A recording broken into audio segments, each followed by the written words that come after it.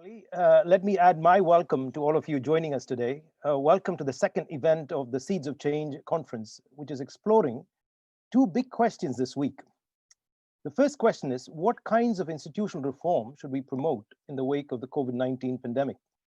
And by institutional reform, we just don't mean shift in policy, but something that is much more significant, an enduring change in the purpose and values of the institutions so that they promote human flourishing. And the second question we'll be exploring today is there a distinct contribution that the Christian faith can bring to the table as we identify these opportunities for social reform? Yesterday, we looked at the contours of a post-COVID landscape and how the pandemic is accelerating some of the existing trends and making institutional reform much more urgent. Dr. Patrick Dixon explored the future implications of the coronavirus pandemic for our world. Interestingly, he drew attention to the rising attendance of online church services in the UK, particularly among young people, and then connected this to the shift toward greater hunger for spiritual meaning because of these unprecedented circumstances we find ourselves in.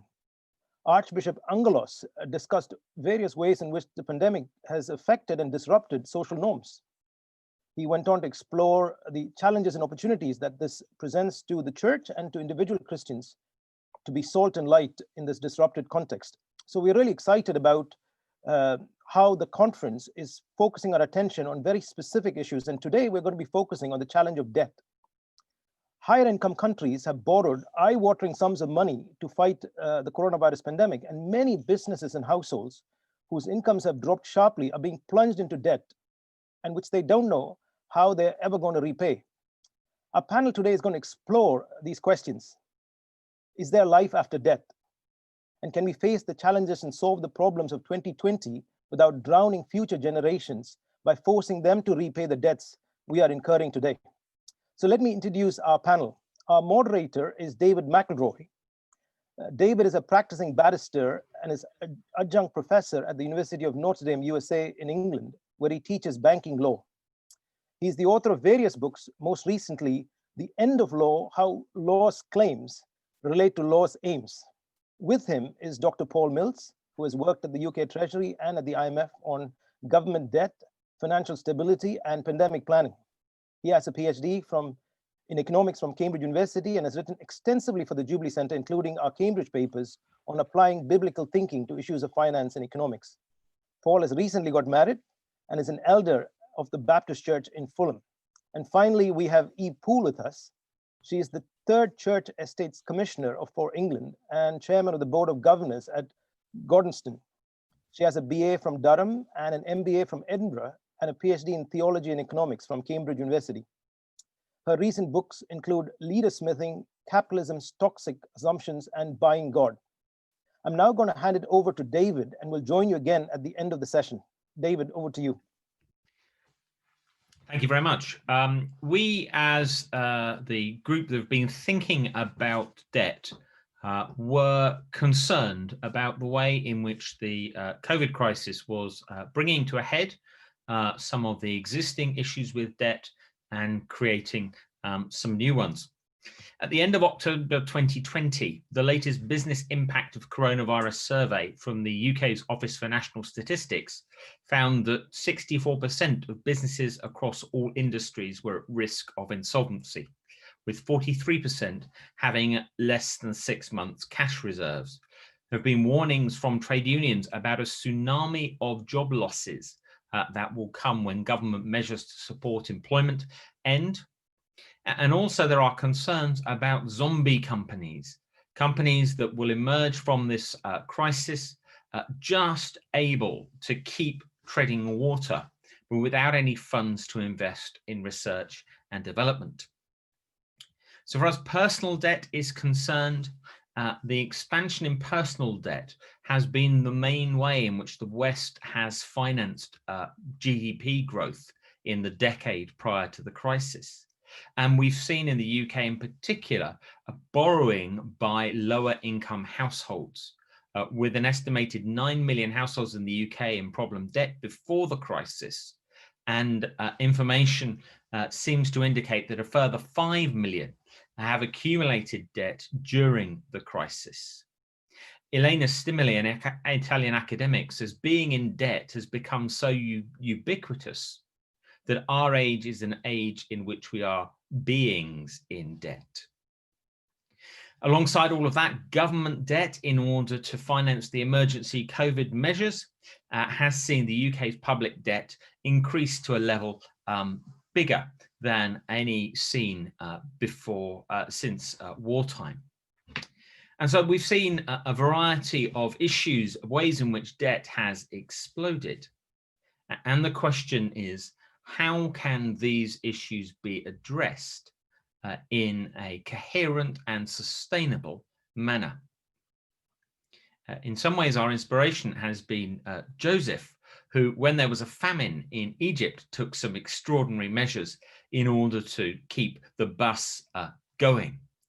But the Bible is actually slightly ambiguous about the effects of Joseph's famine relief program.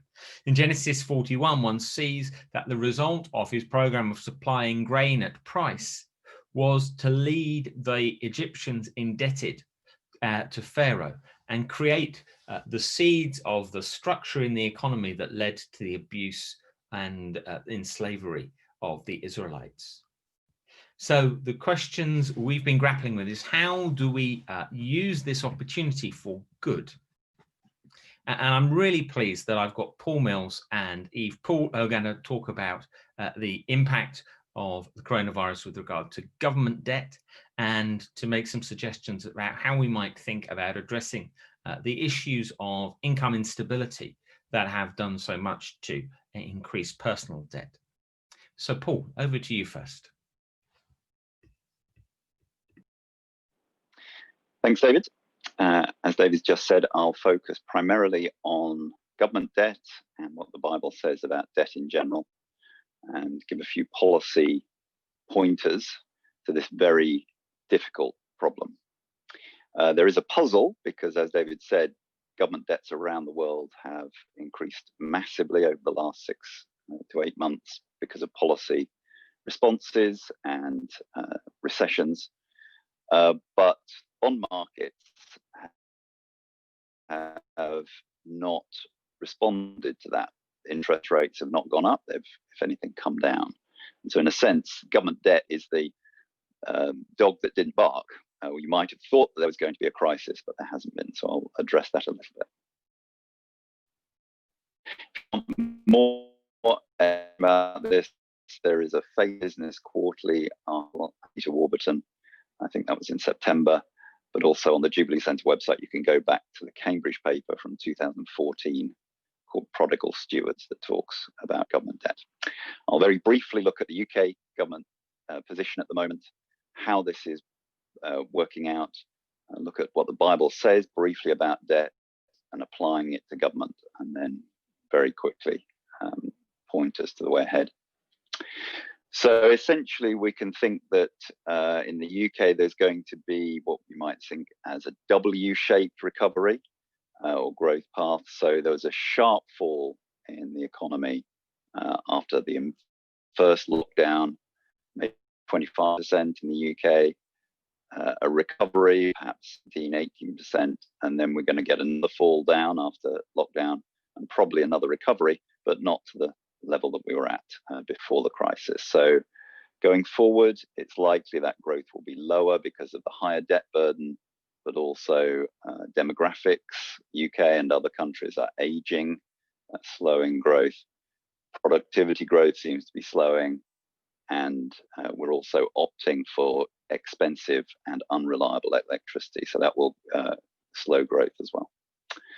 There is no updated Treasury forecast on borrowing for this year. The last official forecast was back in the spring when it was expected that the UK government was going to borrow £300 billion, roughly 15% of the whole economy. The figures in the US are larger, a bit lower in continental Europe. Latest figures might be that that will go up to 350 to 400 billion as a result of new measures and the new lockdown. So this is going to take UK debt way over 100% of GDP. As David said, it's never been that since after the Second World War. And the debt to income ratio, which is what you should be sort of assessing a borrower's ability to pay, is going to rocket from about 220% to maybe 300%. So the debt level is going to be significantly higher than tax receipts. However, as I've been saying for a long time, that is still just the tip of the iceberg. It's a growing tip, but it's the tip of the iceberg. So below the water, the government has off-balance sheet debts of roughly the same as on-balance sheet, around 2 trillion, because it's underfunded the pensions of civil servants, soldiers, teachers, and so on. And then in addition to that, you've got at least 4, maybe 5 trillion in pension liabilities, state pension liabilities. So effectively, government debt in reality is 8, 9, 10 trillion pounds, sort of perhaps 5 times GDP. UK credit rating was downgraded recently as a result of that. Now, why isn't that panicking everyone? The answer is that the Bank of England is buying just about every gilt, every government bond that the Treasury is selling. And that's happening as well in the US, where the Fed is buying heavily as the government stimulates the economy. So in the UK, Bank of England, since the virus, is buying for 150 billion pounds of debt. Thus far, in that time period, the government's only issued 380 billion. So the Bank of England is committing to perhaps even buy more debt than the government is issuing. Interest rates in the UK are way below 1%. So the 10-year interest rate is 0.35% at the moment. So interest rates very low, very easy in that sense to finance this debt and deficit. In the world, there's now $17 trillion of debt, bonds with negative interest rates. Now, what's happening is that essentially we've taken this policy approach, we've shut the economy down because the Bank of England is there to buy the debt. We would not have taken this approach if we were in fiscal trouble selling these bonds to finance this deficit. We couldn't have afforded it. So in a sense, because the Bank of England is printing money to buy government debt, it's facilitating this very costly policy response. The big issue is that, as we're going to see soon, the government debt is very, very difficult to restructure, very difficult to default on. The UK has never defaulted on its domestic debt in 300+ years. Other countries tend to avoid defaulting on their domestic bonds. It's very hard to do. And so it's likely that the path of least resistance going forward is that we're going to carry on doing this. We're going to have very low interest rates. Central banks are going to print money to absorb government bonds. Government bonds are going to carry on rising as a proportion of economies. It's going to continue until somehow, somewhere, inflation is going to come along and put pressure on central banks to raise interest rates. They will probably not do so enough and allow inflation to erode the real value of debt. So that's the future going forward of what is likely to happen. What's the biblical analysis of government debt and indebtedness in general? Here you've got, as David alluded to, there's a deep ambivalence in the biblical material towards debt. On the one hand, debt needs to be repaid. It's a promise to repay that should be honored. So Psalms talks about it's the wicked that borrow and don't repay. And as a result, debt is often likened to servitude or slavery. In English, we'd say, we've given my bond to repay, therefore I'm in bondage. And so the burden on the one hand. But then, on the other hand, periodically debts should be cancelled because God is seeking to redeem his people, to free them from slavery, to give them a fresh start. This is the picture that Jesus often used for redemption, for salvation itself. And so in the Old Testament law, every 7 years, debts were meant to be cancelled, debt slaves were meant to be released. Everyone was meant to have a clean slate. And you can see that this was really meant, this isn't pie in the sky, because we now realize that a lot of other societies around that time, Babylonia, Sumeria, and so on, also did debt cancellations periodically. And debt cancellations occurred afterwards in ancient Athens, in the Roman Republic, in the Byzantine Empire. So this wasn't a sort of surprise thing. The novelty was that in the Old Testament law, it was pre-announced. So everyone knew every 7 years, debts were going to be cancelled because people needed to be freed. So you've got this sort of strange ambivalence. Debts should be repaid, but people should be out of debt bondage if possible. And there was an economy-wide debt cancellation as a result. But when thinking about government debt, there are other elements to it. Debts should be placed within a relational context. Money is an instrument, a means of expressing relationship, and debt is one way of doing that. The problem with government debt is that it is uniquely non-relational. So there's no way for borrower and lender in the main to interact. The lender doesn't know what the borrower is going to use it for. For domestic debt, there's no bankruptcy mechanism. So the UK government can't go to a bankruptcy court and say, here's, I'm going to work out my debts. Can the lenders work it out and come to an agreement? So government debt are uniquely difficult to work through. But in that context, we should also be thinking biblically about the need for government to have limited power. It shouldn't be the idle, shouldn't be the dominating sort of force within a society. It should be thinking long term about the intergenerational good stewardship it should be doing towards future generations. But we need to be aware of taking our current forecasts and projecting them optimistically into the future and saying everything's going to be fine. That's warned about several times in Scripture.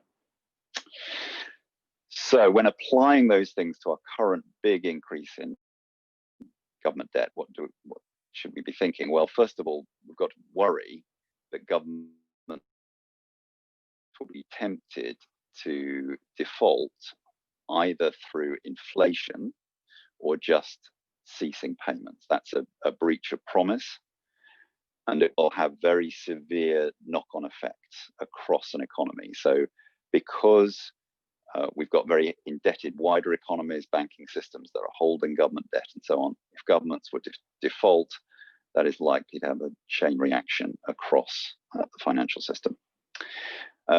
We need to encourage governments to think intergenerationally about the debt burdens they're leaving to future generations, and not be thinking, the future generations can bear this burden, not ourselves, because it looks as though growth in the future means that income per head is not going to be that much higher. Future generations are not going to be better able to bear this burden. For instance, the Welsh government in the UK context now has to put an intergenerational valuation on all its public measures. Just thinking about a debt jubilee, sometimes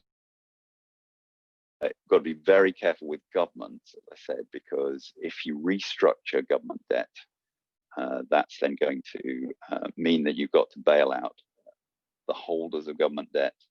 Bank of England is now holding maybe 40% of government bonds. You're going to have to just do a paper transaction to replace all that debt with other debt on those balance sheets.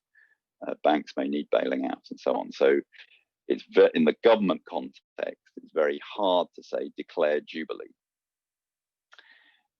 with corporates and personal debt, there is more scope for thinking, how can we get debt burdens down by an expedited bankruptcy regime because of the virus?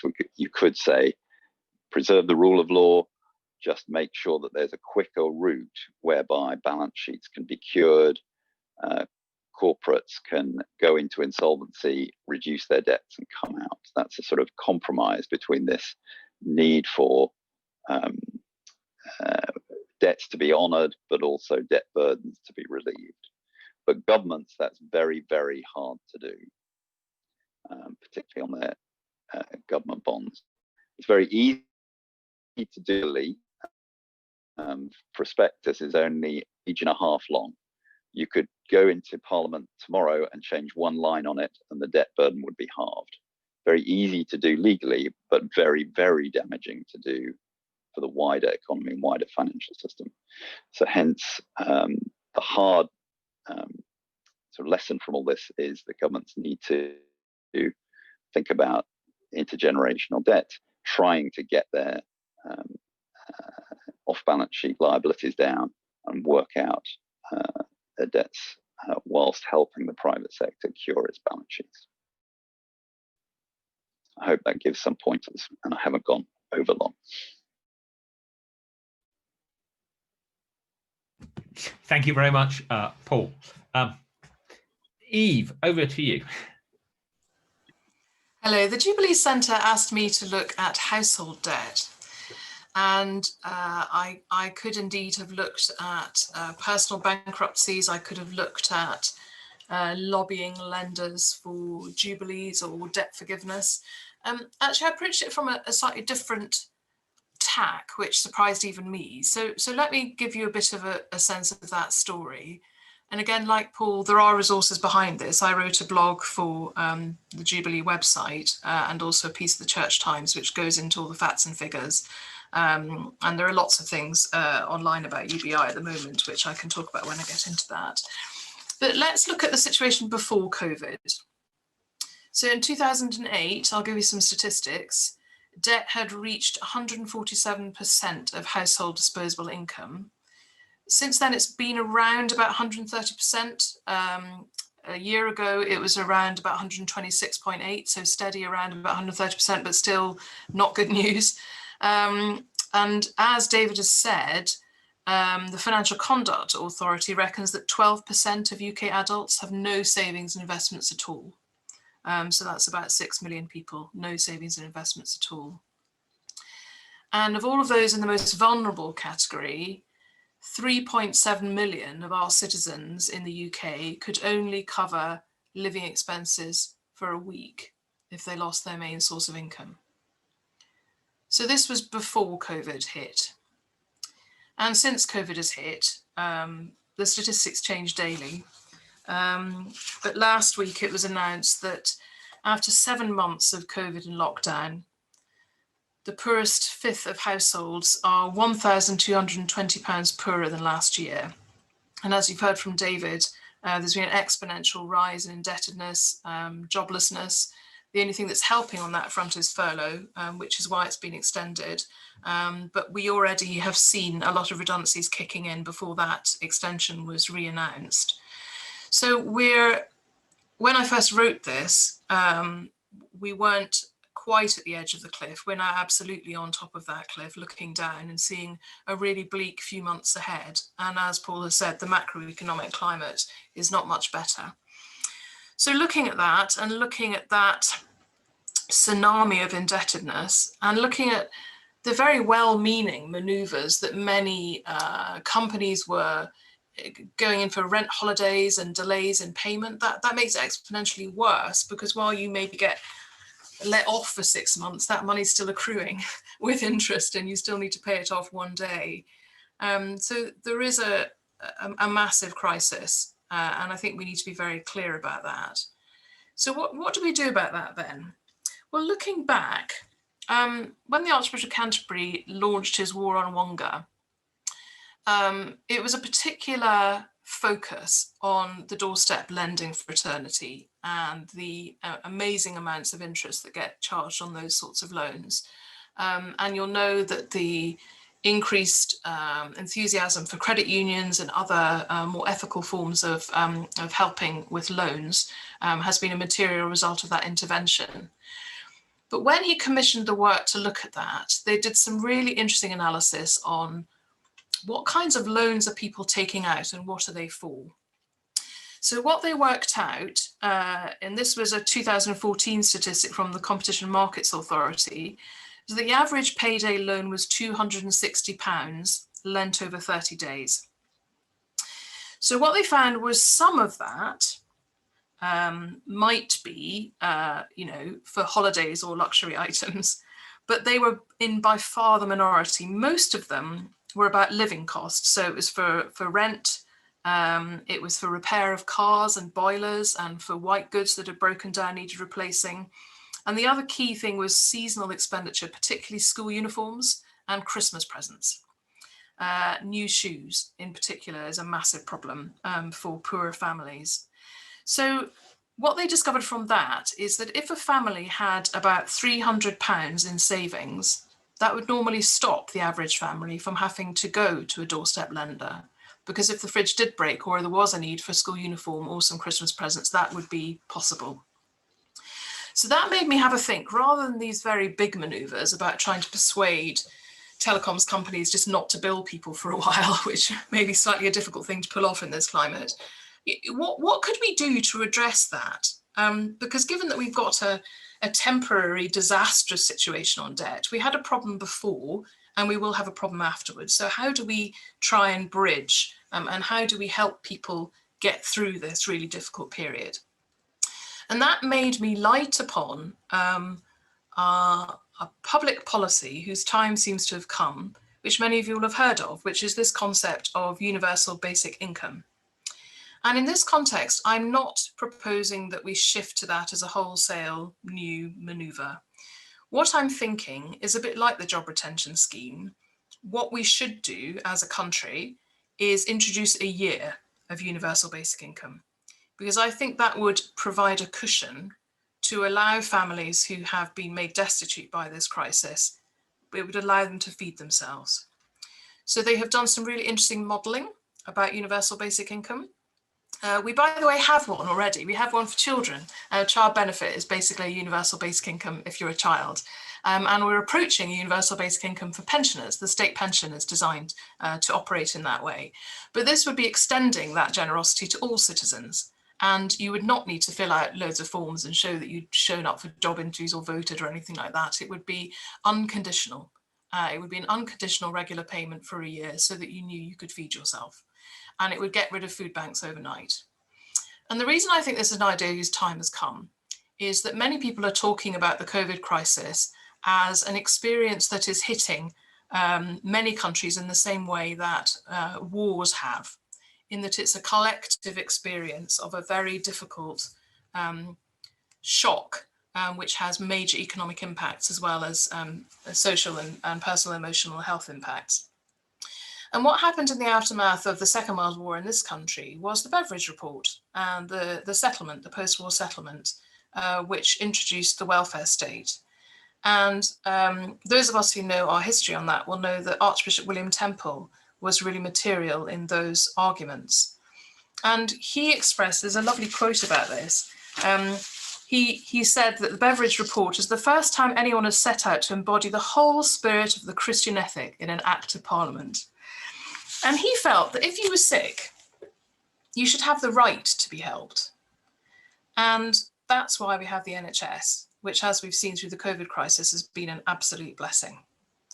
And I wonder now, with the scandal of food banks, we have more food banks in the UK than we have McDonald's outlets, why it is that we don't all have a right to be fed in a nation such as ours. And at the moment we don't, which is why many of you are involved in food banks to make sure that people who are destitute can actually feed their families. And what would happen with universal basic income? It would be extending the thinking that gave us the NHS to these basic rights about being able to feed your family. And when they have done modelling, they did some interesting modelling up in Scotland where they're trying very hard to do a pilot on UBI. They discovered that a basic income of just £2,400 a year would reduce relative household poverty by 8.5% and it would halve destitution. If you doubled that basic income, you would remove destitution completely. And what they want to do up there is they want to try 2 versions of a pilot to test the amount of money that you might use in the universal basic income scheme to see what effect it has. In this instance, I'm not arguing for an introduction of a permanent universal basic income. I'm just arguing for an introduction of a year of it. And this is because there are 2 main objections to universal basic income. The first is a political one, which is if you were foolish enough as a party to introduce this, how on earth would you ever unintroduce it? You couldn't, it's not a very reversible policy, because once you've given people free money, they get quite cross with you if you take it away again. So most politicians have shied away from going anywhere near universal basic income because they're not quite sure how they get out of it. The brilliant thing about COVID is that, of course, it gives us natural opportunities to try experiments like the job retention scheme in order to see what the effects are and to decide from them whether it's something we do want to extend or not, as the Chancellor just has done. So a year of universal basic income properly constructed would give us that really important information that we haven't been able to have before because no one has had the balls to try this, of actually getting some really high quality data around what does it mean if you try these kinds of policies. So a year of universal basic income would allow us to get some serious data about whether this would be something we would want to develop more permanently, or whether it is just a stopgap measure to help get us through COVID. So the other main objection is the moral hazard objection. And I have to say, I will be very honest with you, being brought up in very Presbyterian Fife, I don't think you should get money for nothing. I find myself feeling my hackles rise when I sort of read about universal basic income, until I had a really good look in the mirror at myself. And I thought about the undeserving poor and the poor laws and why William Temple fought so hard for the NHS. Because we have no right to decide who deserves to eat and who doesn't.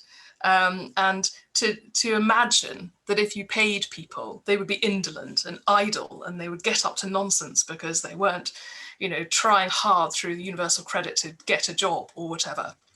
So I would sort of challenge us as Christians to really check our thinking about that moral hazard point. Do you have any evidence at all that if we were to give people a year of universal basic income, they would all skive about? Because in fact, what we've noticed from the job retention scheme is that being able to finance yourself while you're unable to work through circumstances not of your own has released people to do a huge amount of volunteering in the community. And we know that there are an awful lot of people who would like to do more of that, but they also need to be able to feed their families. So that is my idea about a public policy intervention that would help with household indebtedness, because it would start giving people money that they could deploy in the short term to get out of this awful loop that you get into around indebtedness to be able to pay their way. And it would also give those families that are slightly better off the ability to have some savings, which would stop them descending into debt. And heaven forfend if the middle classes also get universal basic income, apart from some of it going straight back through taxation. It would allow us to give money to charity. And as we know at the moment, many charities are falling down because they have no visitor income, donations are tight. And again, they are our first bailiwick against so many of the social problems that we're seeing already happening through COVID and will become worse through the aftermath. So being able to support charities more would also be a really good side benefit of a universal basic income. So for me, it's a question to the government, which is we need this money to be spent. We need it to be spent in productive ways into the economy. The government at the moment has a choice about how that money is spent out. Does it go straight into lenders? Does it go into welfare payments? Where does it go? In terms of stimulus of the economy and giving people some control and giving them some ability to plan and some self-efficacy about feeding their families, it feels to me that a year of universal basic income would be our William Temple moment. Thank you. Thank you very much, Eve. Neither of you have picked up on what is, or talked very much about the policy proposal that there should be cancellation of household debt at the present time. Organisations like the Jubilee Debt Campaign and Reset the Debt and others seem to be pushing, lobbying government quite hard for some sort of measure of cancellation of household debt, either the debt that's accumulated during COVID-19 or the debt that's already there that is unsustainable. So I wondered what the two of you thought were the advantages and disadvantages of cancelling household debt at the present time. I'll let Paul go first on this one. Yeah, so part of the issue is the mechanics. Which debts are you going to cancel and how you go about it, and then who pays. So there are complications. Is it utility? The main issue, I think, at the moment for low-income households in the UK is actually utility debt and council tax debt that is being pursued significantly hard of late.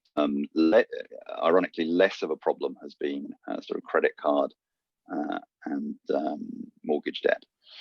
And so you've got to decide, but am I going to take a broad brush approach and there's going to be debt cancellation of people who don't deserve it, quote it, whatever, and then who pays?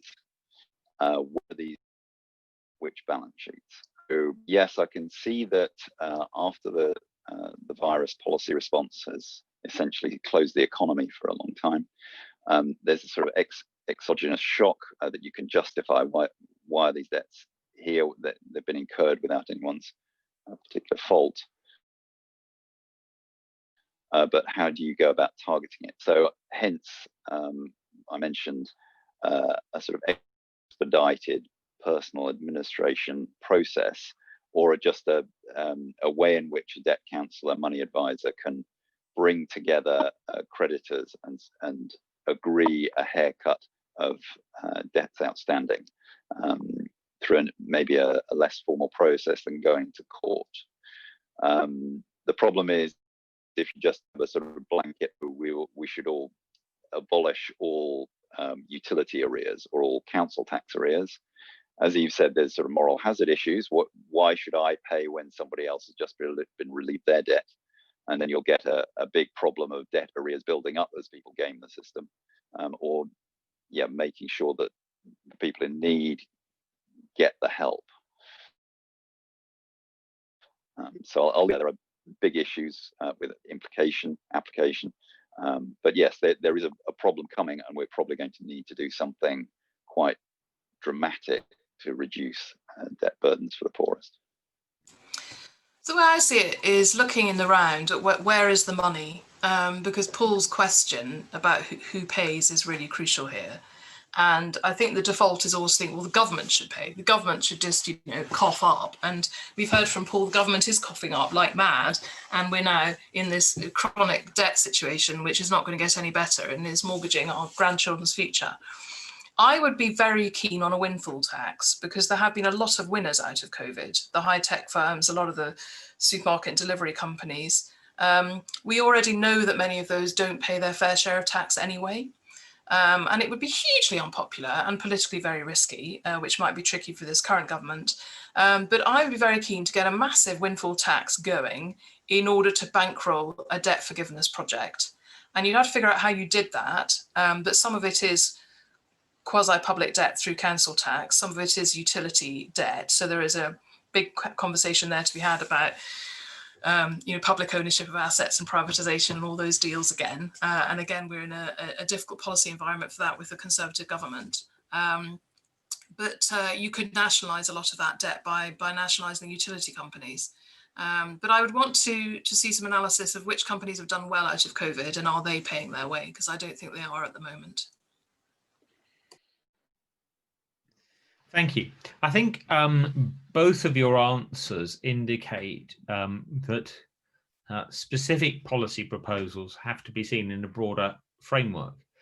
How do we think coherently about different areas of indebtedness?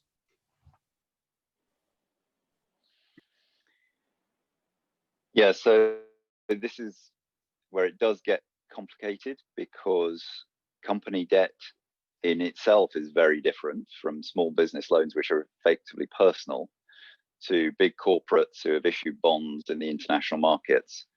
And a bankruptcy process is very, very different for each of those.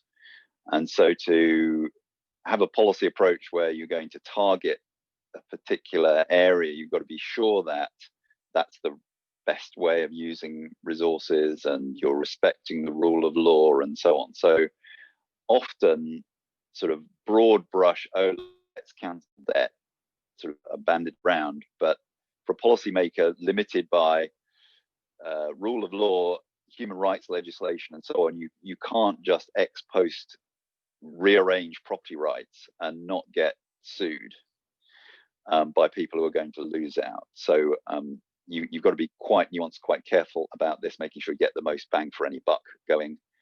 But also think about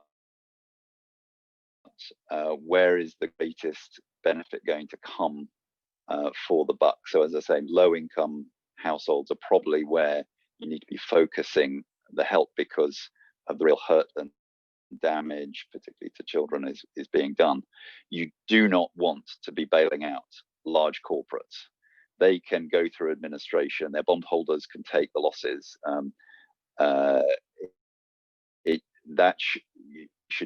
Governments should not be guaranteeing the debts of big companies, because that's a poor use of resources. So you can't just say, oh, broad brush, let's cancel debt or write down debt 50% or whatever. That's too unnuanced, I'm afraid. Yeah, I think for me, it depends very much what you're talking about. And I think we use the word debt fairly interchangeably. I think as we discovered with the Jubilee 2000 campaign, there's quite a big difference in how it feels to be an indebted nation that's already paid back the capital several times over, in the same way that a person who is in debt to Wonga has done that too. The games that corporations play on their balance sheets, they will have taken advice on that. Debt is always a risk. There has been a fashion to assume that debt is cheaper than equity, and to have highly leveraged companies which have spawned a whole load of industry on the back of it. And again, like Paul, I have no sympathy. I think that directors of companies make decisions in good faith on the basis of the information they've got, and they should have good risk management about that. And I do not think that they should be being bailed out unless there's a particular reason that particular industry or bit of the country or activity needs some particular protection. But I don't think there should be any blanket letting companies off the hook, because it's a game that's being played, indebtedness in company balance sheets, and time's up on that, really. I do think personal debt is different. I think there has been an assumption, again, this is the sort of Presbyterian assumption from my upbringing, that it's these naughty people buying Rolex watches, and they deserve to go to the debtor's prison, and that just is not borne out by the facts. An awful lot of this is people not being able to have enough cushion to save, and the great thing about Justin Welby's project on this was it mobilized the primary schools to start savings clubs so that kids could educate their parents about savings. We've had a lot of very cheap credit for a very long time, so we've developed some very bad habits. But what we can learn from what Paul said about countries sitting on this amount of indebtedness is you don't have to never be in debt. I think there's a really interesting, again, sort of ethical line on this, which is some of us feel that debt is by definition bad. But we're born into debt, not necessarily financial debt, but debt to our parents, to our societies, to future, to past generations, and debt is also about relationship. And so there's something interesting about how do we tread very carefully through the different sorts of debt and our different definitions of it, in order to try and bespoke specific solutions rather than blanket solutions that just won't work in practice. Thank you, Eve. Thank you for mentioning in particular something that I've written about during our debt group, which is the fact that we ought to deal with the bias towards company indebtedness and companies borrowing money rather than seeking investment. I think one of the things we've seen that has left companies poorly positioned has been vast amounts of debt being used simply to inflate earnings rather than money being spent on research and investment. You began in your answer, I think, to talk about savings clubs. I was struck during your presentation about the fact that £300 in personal savings would provide many families with a cushion just to deal with those sort of shocks that happen from time to time. Have you got any other ideas about how we might encourage a savings habit? I have very fond memories of going to the co-op in St Andrews with my wee brother in the pram and my two sisters. There was a big troop of us who would sort of march off with my mum. The pram was very vital for carrying the shopping. And we got the job of sticking the stamps in the book. And there used to be lots of traditions about saving, small traditions like the stamps, or all kinds of things, as well as piggy banks being given out by banks. Do you remember you'd go past them on the high street and there'd be, the Dunfermline, I think they had a pig or something, didn't they? Well, I think literally a pig, because it's a piggy bank. I think they went into an elephant or something. There were lots of sort of homespun traditions that we've forgotten because we've got giddy about credit cards. And of course, as we've moved to a more virtual understanding of money and tapping in numbers rather than using physical cash, we have a very different relationship with money now. So I think there is something about having children handle cash in order to understand how it works, and trying to take children shopping with money, not just cards, so that they can appreciate comparators and sums and what costs more and what costs less, because it's very difficult to make sense of transactions when they're all done on the internet. So I think apart from savings clubs, there are some other things where I just think, rather than it being sort of points on loyalty cards, there may be something a bit more physical we could do, just as a sort of visual reminder really about what it means. Because we don't save for anything. I mean, even advent calendars, we get a chocolate every day. We don't have to wait for anything, really. You might get slightly bigger chocolate on the 24th and major chocolates on the 25th. But that whole taking the waiting out of wanting has become far too real. And I think that delayed gratification is all part of a savings culture, and having to wait before you can afford something rather than buy it on tick. I think we need to recapture some of those kind of 1950s values, really.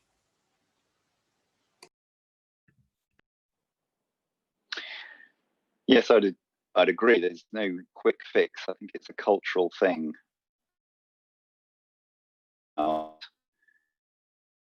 As opposed to instant gratification. Part of this is withdrawing some of the subsidies to banks. And so if you make banking much more capital intensive, much safer, the actual cost of credit will go up. And so that will tighten standards to make it harder to get instant credit, and therefore you'll value the cushion of savings more. But I think it is a cultural thing that we need to value personal independence much more, sort of reliance, and so therefore why should I need others to cope with shocks? I mean, it was almost 10 years ago, it was a tragedy that David Cameron at the Conservative Party conference was about to say, well, government is having to tighten its belt. We should do so too by paying off our credit card debts and getting somewhat freer of debt. He was stopped by the Treasury from doing that, because if everyone paid off their debts at the same time, the economy would slow down dramatically. And so we didn't even have the one time that a prime minister was about to say something about paying off personal debts being a good thing. He was stopped from doing so. So we just not got that culture of get out of debt. I would slightly disagree with Eve in that from my reading of the Bible is that there really isn't such a thing as good debt, that it is an obligation. You're not free if you are in debt. And so therefore, yes, accept outside capital for house purchase or even higher purchase of durables, but you can do that in a way that doesn't entail debt. You can do it through rent, leasing, hire purchase, whatever. And that debt leaves the system much more fragile. So why we're having to bail everything out again and again and again is because of these high debt levels that mean that we can't allow debts to be repaid. And so we don't have a stability of equity with it across the system. And so I would be taxing debts much more on the corporate side. I would be making banking much more capital rich and intensive. I'd be trying to replace mortgages with an alternative lease to buy contract to make the housing market much more stable. So I've got no quick fixes on personal savings other than just political encouragement. My sort of on policy, much of what Eve said, is try and deleverage the system to make it less susceptible to shock. Thanks. In Ireland, the savings habit seems to be encouraged by widespread membership of credit unions based along parish lines. Do you think there's a similar role for UK churches being involved in promoting something like credit unions? I'd really love that to happen. I know there's some work we're doing to try and understand why is it so sticky in Ireland and it hasn't been so sticky in Scotland, England and Wales, because credit unions are a really great way for the community to support each other in the way that the building societies used to be before they all demutualised. There is something about what sort of public policy could support that, but also what community action could. I know some churches already have sort of informal peer-to-peer lending arrangements. You know, could we do more on that? Could there be something that maybe isn't called a credit union, but is something similar that would be a product that the churches could come up with, which would be about supporting each other? I'd be really interested to explore that too. Yep. So I would certainly agree with you on churches have a much bigger role to play with membership. I'm writing a Cambridge paper on debt forgiveness and doing all this, do we need a debt jubilee? And I was struck again by the link between Deuteronomy 15, when it promises if people cancel debts but lend freely, there will be no poor in the land.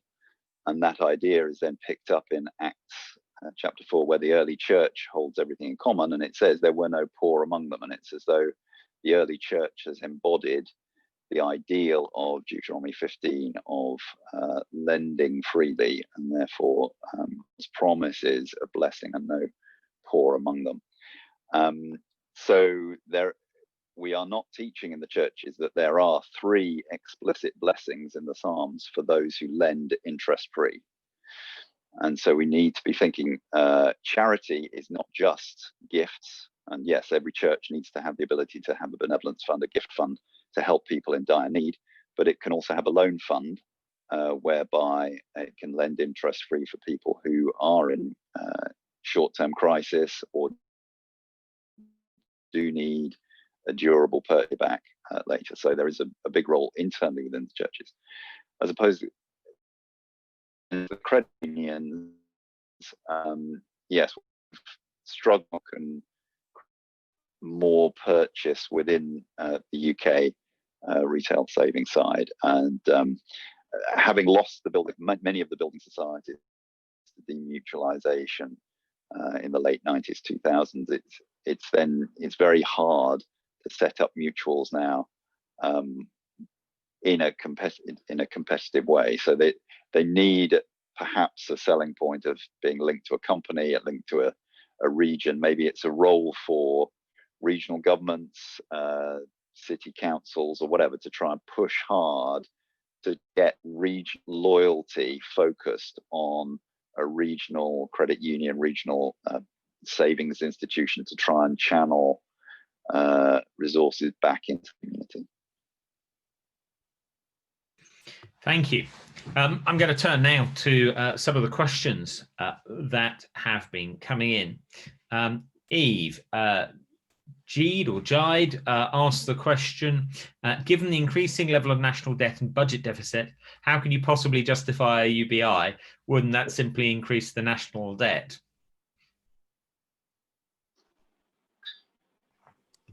Well, it would only increase the national debt if you don't find a way to finance it. And actually, when you look at how it could be financed, Malcolm Torrey, who of course is the absolute guru on this, reckons you could permanently fund UBI. I'm only talking about 1 year, but you could permanently fund UBI through a 5% rise in income tax. The New Economics Foundation says that you could fund it through scrapping the tax-free personal allowance. And other people have argued that you could finance it by rejigging the current benefits scheme. So it depends really on how much you're talking about how you want to do it. But I'm not just talking about a handout. I am talking about this being a manoeuvre that essentially pays for itself. So if you think about it, the government is already paying for destitution. I mean, some of that we're paying through our volunteering and food banks and things like that. But there is a cost to be paid. It's just where has it been borne in the system? And at the moment, that's not a fair burden in my view. And there are an awful lot of people who've done really quite well out of COVID. And I'd like to make sure that that is taxed really, so that we may all be in the same storm. We've heard about different boats where we need to try and level up a bit on that.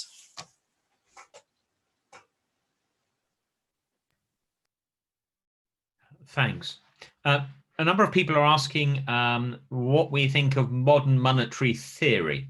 So, Paul, I think you're going to give us a 2-minute primer on what modern monetary theory is, and then a 5-minute critique. Oh, thank you, David. So modern monetary theory is associated with a book by Stephanie Kelton, who took previous ideas, particularly promoted by Steve Keen in Australia and others. It essentially says that because of the way money is now borrowed into existence in a modern banking system, essentially governments don't need to worry about their deficits. That actually fiscal policy, in technical terms, fiscal policy becomes monetary policy. You control the money supply and inflation through the government deficit. So we shouldn't worry from this perspective about debts rising in this crisis, because they're being financed without any problem. We don't need to put taxes up because there's a lack of demand in the broader economy and so on. And so that perspective thinks that now is a great time for governments to be borrowing, particularly invest, because 30-year interest rates are at 1%. If in practice we are engaged in modern monetary theory through quantitative easing, so it's a bit technical, but essentially what happens is that the government's cash deficit is met by bond sales in the morning by the Debt Management Office, and then the Bank of England buys those bonds in the afternoon from the bond market. So essentially, although it varies day to day and so on, the Bank of England is creating the money to finance the government deficit. It's doing that by forcing the banking system to hold excess balances, excess deposits at the Bank of England. And the Bank of England then effectively holds government bonds, and the Treasury gets the proceeds of the Bank of England's purchases of government bonds. This is all based on the idea that is correct in a modern banking system, is that money is borrowed into existence. Forget your textbook model of fractional reserve banking. That was always a myth. Since you've got, once you've got effectively no reserve requirements on banks, and they can borrow in the wholesale markets to manage their debt books, they are essentially reserves unconstrained. And the only reason banks will put debt on their balance sheet is if they think it's going to be profitable relative to the capital they have to put against it. So they're not limited by the reserves they've got. So modern monetary theory is saying, yes, governments can essentially carry on borrowing without concern because inflation is low. Their worry will be, if you're an exponent of modern monetary theory, is that if inflation starts rising, if you've got stagflation, they're expecting governments to start taxing more to withdraw aggregate demand from the economy. And so their nightmare scenario is stagflation, where they've got to put taxes up in a shrinking economy, but inflation is high. From a long-term perspective, I have concerns about this, not only because it's facilitating more and more indebtedness across all sectors because interest rates are very low, but because it allows governments effectively to print money into existence, borrow as much as they like, and therefore aggregate to themselves forces in the wider economy. So all because we're in this sort of debt is money monetary system. You couldn't do it if you were in a cryptocurrency regime with limited money supply, or if you're in a gold standard. So governments just couldn't operate like that. So it is a theory designed to exploit, for government's help, for government's sake, this feature of our modern banking system. The big problem is that it facilitates government's access to resources. Government, I'm afraid, is the lowest productivity, most sort of wasteful user of resources in the wider economy. There is a role for government spending, I'm not saying that, but you tend to get poorer decisions made by politicians over resource allocation. So that's why the bigger the sort of role of government in allocating resources, allocating investment, the lower productivity growth you're going to get. So I've got all sorts of problems with it, but those are the sort of two big ones. Thank you. I don't know, Eve, whether you wanted to come in and helped. Add to that. Staying well away from that. I think as well, Paul, lurking in your answer is a concern about the impact of modern monetary theory and this unlimited money supply on intergenerational fairness. And we've had, which I've now lost. We've had a question in from somebody anonymous asking if we could comment on how the debt burden for future generations might be mitigated by government. And Paul, in particular, if you wanted to talk a bit more about the model in Wales that you mentioned. Yes, so this is where governments generally don't want to be transparent about their commitments to the future, because if they make something and publish it, they've generally got to do something about it. And frankly, they don't want to do anything about it because politicians are only going to be there for at most 10 years if they get re-elected and so on. This is a 30 to 60 year problem. And so in the UK, you have to be very hard to find the government's true balance sheet. There's something called the whole of government accounts, published once a year by Treasury and Office of National Statistics.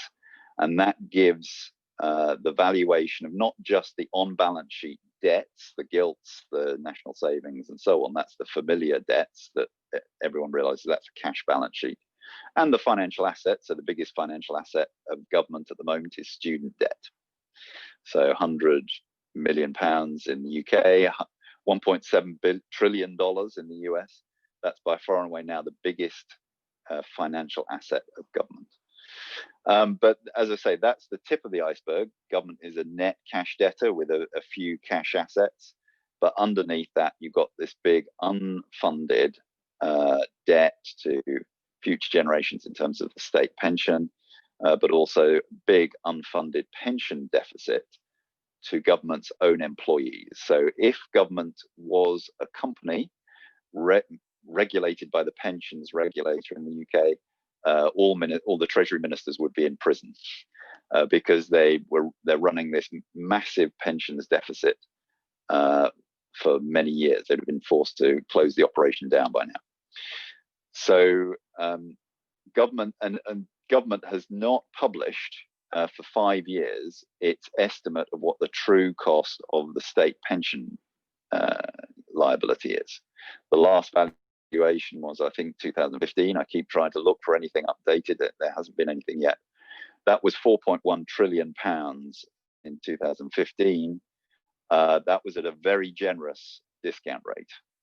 I would personally say it's in the £5 to £6 trillion area as a net present value. Now, obviously, government has, on its asset side, its biggest asset is the ability to tax. And so in a sense, that's trillions of pounds of ability to tax in the future, offsetting the trillions of pounds of spending commitment in the future. But I just don't understand why, when the spending commitment is legally guaranteed by a triple lock on it, the state pension is in. Yes, we don't know how long everyone's going to go on, but that's pretty much firm going to be. Why that isn't sort of put on a par with gilts on the cash balance sheet. So that, one, there's an issue of transparency. Then there's the question of how do we make politicians now accountable for decisions that they're going to have big impacts for the future. Technically, it's very difficult to do this because the discount rate you use, only small changes in the discount rate can have big impacts on the intergenerational balance sheet 30 years out. So there is a valid reason why it's difficult to do this, but we should have a sort of intergenerational committee or parliamentary sort of mechanism where government is saying, what is the impact of what we're doing now on future generations for the government balance sheet? Wales, as I said, has now a requirement on its government.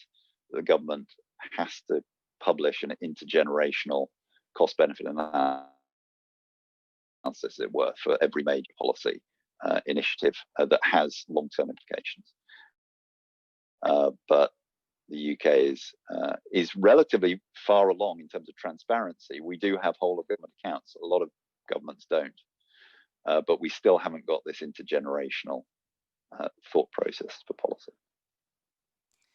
I think there is a sort of more prosaic and practical maneuver that is about investing in the future that goes back to my arguments about universal basic income. And that's about trying to create a more agile workforce. One of the things that we know is that there's going to be a lot of transitions in industry over the next while, particularly as more artificial intelligence is used, and a whole load of other changes that we can see facing us. One of the things that was interesting about some of the pilots they've done on universal basic income is they noticed a couple of things. They noticed that the younger population tended to stay in education for longer, and that mothers tended to pause before they went back to work, having had children, because of universal basic income. Now, both of those things are investments in the future because people who stay in education for longer may be able to get better jobs when they finally leave education. And we know the benefits of mothers being able to spend some time with children in those very early years. So building on that, when they have done research amongst populations to ask what would you do with your time if you had a universal basic income, you know, how much of it would you devote to revenue generating activity? What else would you do? And also asking those who have been paid through the job retention scheme, what did they do when they weren't working? An awful lot of people wanted to invest in their skill sets and they wanted to learn things so that if another shock happens, they would be able to pivot into a different sphere in order to keep earning income. So there is something when we're thinking about debt and thinking about these decisions now, is given the joblessness that's affecting the 16 to 21 end of the population at the moment, and the fact this is going to make that a lot worse for them. In all these policy manoeuvres we might do, cancelling student debt, looking at UBI, looking at all other kinds of things, the sort of idea of a new deal, particularly for the youth, so that they have a kind of national service based on volunteering or something, but are essentially paid for that certainly Andy Haldane is very keen on. What are some things we could be doing in this period that would be investments in the future, which would help address this issue of intergenerationality? Thanks. On that theme, we've had a couple of people, DHCH and David Andrew, asking whether housing is an elephant in the room.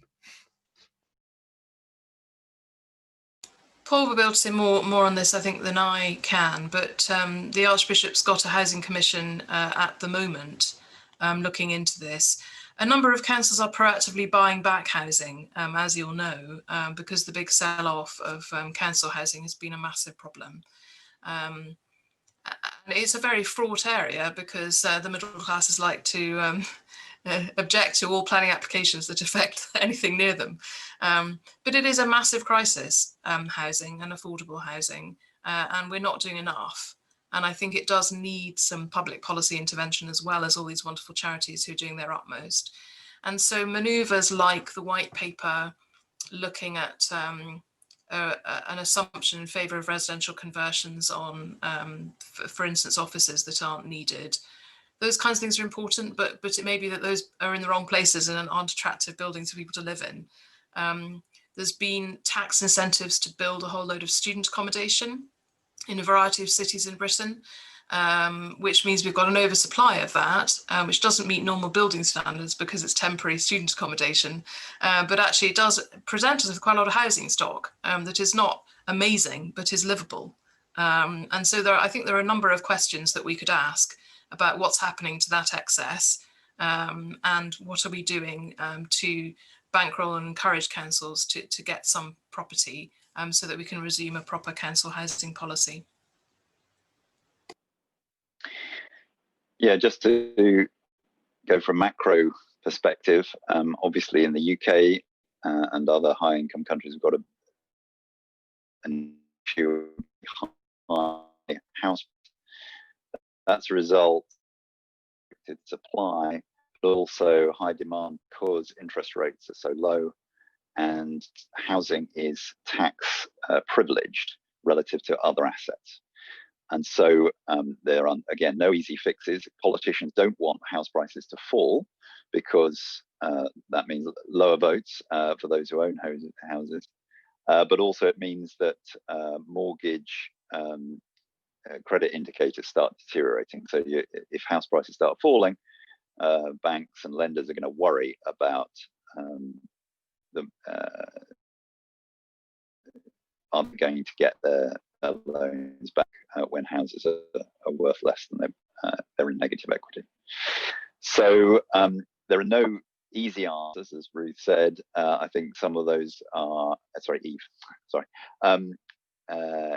I think a lot of conversion of retail space to residential is going to have to occur as well as office. But I think some of the element of withdrawal of the tax incentives to home ownership is going to have to occur. So that might mean land value taxes instead of capped council taxes, for instance. So it's sort of surprised that there isn't a land value tax in the UK, but very, very difficult politically to introduce.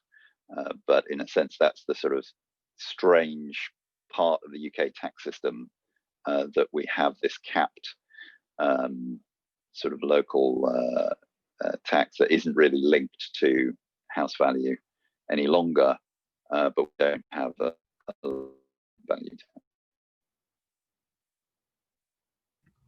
Thank you. Two related questions, I think. One question from Scott Parra is, what's the implications for government debt of the fact that the US dollar is the reserve currency for the world? And then Ralph Lee asking, what is the impact of COVID-19 on the debts owed by poorer countries? Okay, so in terms of dollars, the key is for those countries who have borrowed in dollars, but now their currencies have fallen precipitously and their dollar debt is becoming much harder to service. So the irony was, of course, that we went through this round of heavily indebted poor country debt relief 2005 onwards. That got rid of $130 billion of debt on the poorest countries, particularly Africa. But low interest rates and desire for yield from bond markets means that many of those countries have been able to issue bonds in the intervening decade, and also they've borrowed quite a lot on other countries, particularly China. And so they now hit this crisis and they need debt relief again, having sort of indebted themselves and boosted their debt levels after the relief that they got 15 years ago. So this is the problem of, if you relieve debt but don't change the underlying incentives, you'll be back into the same problem in 10 to 15 years time.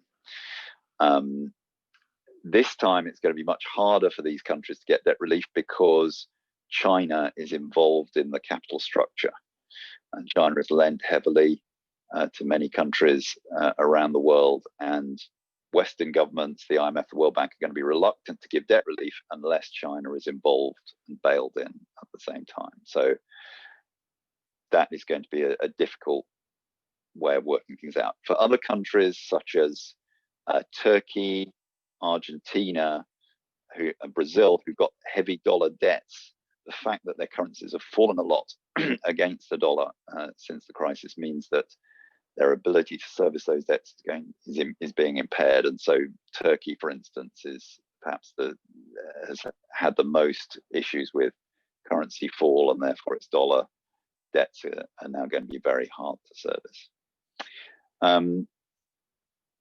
So yes, it'll, in terms of US reservency status, it's easy for the US to continue to borrow vast amounts in its own currency. I mean, 3.3 trillion this year so far.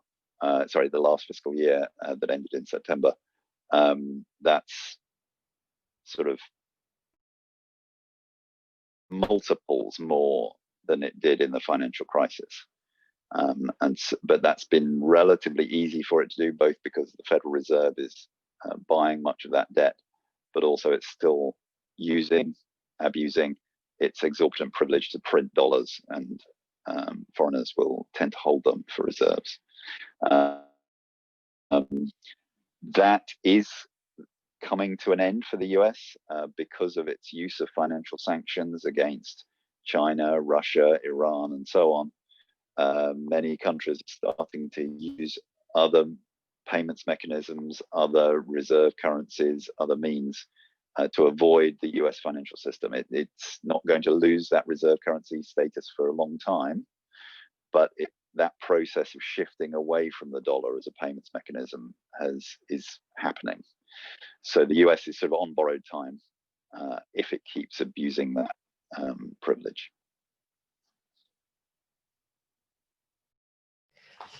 Eve, unless you want to come in on that, I've got a question for you. Helen Tame points out the importance of relationships in providing people who don't have large amounts of savings with that sort of buffer against particular shocks. And Stuart Fife says, isn't there a danger with universal basic income that we switch from understanding that we need to be there to support our families and friends and neighbours to thinking that if those sort of shocks happen, well, it's governments there to provide, and so there's a risk we might actually see a reduction in charity. I would wager we saw a huge reduction in charity when we introduced the welfare state.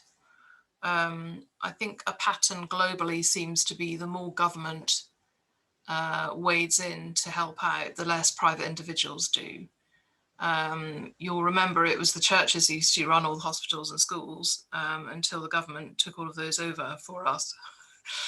So there's an interesting cultural thing around what charity do we get involved with now? What did our parents and grandparents get involved with, and what do we think our children, grandchildren will? I don't agree that UBI would act as a disincentive to relationship. I think it would free people up to have relationship. There is a huge amount of shame involved in not being able to feed your family. Those of you who've been involved with food banks know just how painful that is. Many churches are operating informal food banks because then you don't need to actually have a referral. You can just wander in and there's a box there and you can help yourself. It is a really, really, really difficult and shaming area, being in need. I think UBI would restore some dignity. It's just a plimsoll line, it's just a safety net. It's not a huge amount of money, but it is enough to feed yourself and for some basic essentials. So it would not remove the need for us to help our neighbours. It would not remove the need for there to be a welfare state and for there to be charitable activity. But it would equalise a bit. Because all the manoeuvres in public policy at the moment seem to be assuming, that everyone is employed. I mean, job retention scheme is great if you're employed, but what if you're not employed? And we know that there are a significant number of people who are in the gig economy, who are self-employed, who are in precarious employment. They're not getting any help at all. And the universal credit is just not working. UBI is interestingly supported by everyone other than the Conservative Party at the moment because they've been told they mustn't support it because it would be seen to be undermining universal credit, and that needs to be shown to work. But again, those of us in the field know it just doesn't, and particularly hasn't been during COVID. And if it wasn't for the job retention scheme, we'd be in an even worse position, but there is still an awful lot of people falling off the bottom. So this would be about safety net, and it would be to free people up for relationship rather than to replace relationship. Was there a second part to that question, David, that I've missed? No, there were two related questions. One was about the importance of relationships in terms of the capacity that individuals and households may have to withstand shocks, and then the other one was whether there was a risk that the UBI would inadvertently chip away at that. But you've dealt with both aspects of that. I want to ask you both now to one last question about what might be the top 1, 2, or 3 priorities for churches and Christians in terms of responding at the moment to the increased fragility and increase in debt that we've seen? I think for me, there's something about talking about money. Before this crisis started, I'd written quite a lot about God and money, so I was talking to a lot of churches about their bank statements. And we know from research that's just come out that an awful lot of people won't even show their spouse their bank statement, let alone their parents or their vicar or their employer. I wonder about that because I think that's a last bastion. If we're not willing to account for our economic behaviour, how can we have a healthy conversation with someone about indebtedness or support of that kind? So there's something about the churches facilitating healthy conversations. And to dovetail on the back of the last question, what we know works particularly well about churches providing food banks is they're often providing services around them, around debt counselling, around support. And we talked earlier on in this conference about coming up with some kind of interest-free loan scheme. So again, if your church is only doing donations at the moment, maybe it would be a way to honour people's agency to give them the option of a loan instead of a gift, if they would prefer that. Some people would prefer to feel that they could pay you back, even if ultimately you did write that off for them. So I'd encourage churches not only to have the conversation about money and about debt, but to see if there are some practical things. And in that, I wonder if there is something about the incredible wealth we have in the church of expertise and skill, about my point about investing in the future for those who are experiencing difficulty and are in jobs that have gone or industries that are failing or precarious jobs of various kinds. What are we doing about sort of skills clubs, really, to try and spread the wealth of experience we have in the pews or whatever you've got in your church these days, to make sure we spread that kind of wealth? So I'd be interested in that as well. Thanks. Paul? Yes, I'd agree with Eve that churches need to be thinking about sort of teaching money matters much more, about how to manage debt, get out of debt, if possible, saving, how the church manages its own money, make sure it's sort of got reserves, looking ahead, thinking about loan funds. So I'll give a plug to a money management sort of money course and Bible and money course that I gave at a church in Washington. That's on the Jubilee Centre website. Handouts from that, so you can look at that. But there are lots of other materials that Christians have written about managing money from a biblical perspective. And then just we've lots of materials on the Jubilee Centre website about sort of thinking about debt in the wider economy, and sort of start trying to make a difference. Talk to the MP about what's going on intergenerational balance sheets, and why are we in debt in future generations so much. Thank you very much, Paul and Eve, for your comments. It's been really interesting listening to you. Thank you, David, and thank you to Paul and Eve. Thank you so much for what you've given us. Has been incredible to help us think more critically and think more Christianly about the challenge of debt, government debt, corporate debt, personal debt. So I'd like to ask everyone who's joining us to give us a round of applause. You can't hear it, but I think everyone really appreciates what you brought for us today. So thank you so much for being on the panel with us today. I've just got a few more things to mention before we close.